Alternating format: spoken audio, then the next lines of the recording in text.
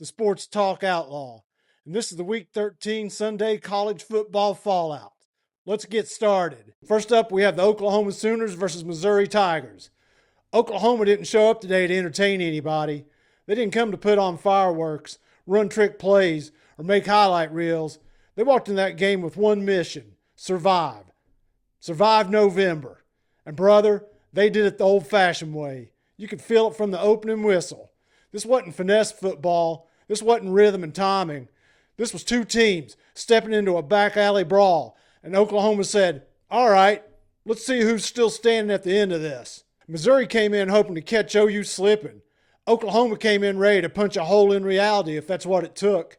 They weren't flashy. They weren't explosive early, but what they were was stubborn, disciplined, and mean. This is November football.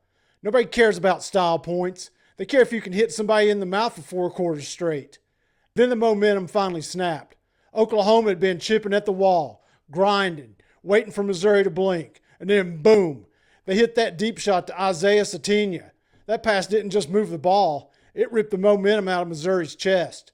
You could feel their souls leave their bodies. Oklahoma didn't win with yards, they won with backbone.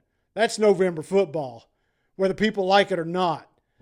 Defense set the tone, pressure every snap, no panic, no fear, no quit. Missouri came for a game. Oklahoma came for a fist fight. All right, let's get to the next one, because out west, things got ugly fast. Oregon versus USC. Oregon didn't just beat USC today. They remind the entire country why you don't step into Autzen in November unless you packed a lunch and a prayer. USC came in with a hope. Oregon came in on a mission. And brother, that's a recipe for disaster. From the jump, Oregon looked like a team that's been here before. Calm, collected, confident, just business as usual. It's senior day, college game days in town, stadium shaking. Everyone knows this is a de facto playoff game. USC walked in like it was a scrimmage. Oregon walked in like they were defending a kingdom.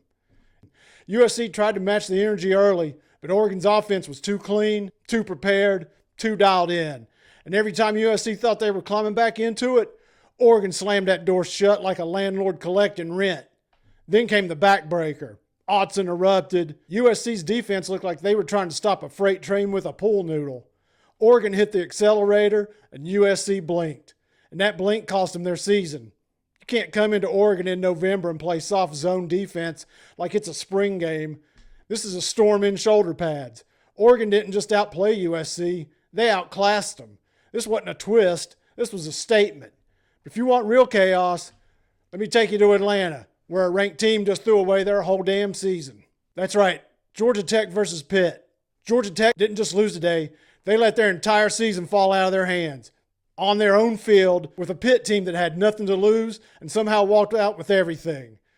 Georgia Tech's ranked. They're fighting for their playoff hopes. And 10 minutes into the game, they're getting run out of their own damn stadium, down 28-0 at home, in November, in a must-win game. You could feel the panic. You could feel the regret.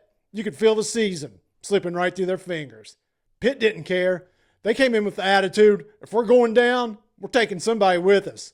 Even when Tech fought back, even when the building woke up, Pitt slammed the door with 2 haymakers, a late pick 6, and then a back-breaking 50-yard run to end it all. This wasn't an upset. This was a derailment. For a ranked team with everything on the line, you can't show up like that. This is the one loss you couldn't take. And what did Pitt do? They didn't just beat Georgia Tech. They ended their season. All right, let's zoom out. Because all this chaos, it hits the playoff picture hard. Week 13 didn't just shake the standings. It shook the foundation of the entire playoff picture. Oklahoma survived the knife fight, and in November, surviving's everything. Oregon didn't just win. They flexed big time. They stamped their resume in bold ink and dared the committee to ignore it. Georgia Tech, eliminated, evicted, thrown out of the playoff conversation by a Pitt team that came in hungry. This weekend didn't give us a brand new top 4, but it tightened the walls around the contenders. We're officially in the part of the season where every mistake's fatal. You blow a lead, you're done. You take a dumb loss, you're done. You don't show up for 4 quarters, pack your bags. Teams aren't climbing anymore. They're clinging on to hope. So here's the truth after week 13. The tough teams, they stay. The fragile teams, they're gone. And the committee just got a new stack of headaches. The playoff picture didn't get clearer, but it got tighter. Next week, that might be judgment day for a lot of teams. I want to thank everybody for stopping in and spending some time with us this weekend. This has been the Week 13 Sunday Fallout. I'm Ozzie, the Sports Talk Outlaw, and I said what I said.